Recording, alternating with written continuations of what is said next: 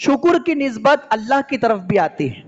یعنی جب شکر کا لفظ اللہ تعالیٰ کے لیے استعمال ہوتا ہے تو اس کا مطلب ہوتا ہے اللہ تعالیٰ کسی کے عمل کی اور نیکی کی پوری پوری جزا دیتا ہے.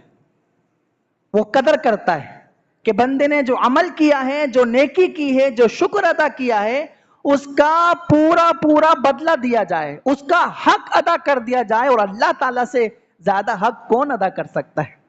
وہ ہماری ایک نیکی بھی، وہ چھوٹی سی نیکی بھی، وہ پانی پلانے کی نیکی بھی، وہ راستے سے تنکا ہٹانا بھی وہ نہیں بھولے گا. ہم اگر سے بھول جائیں.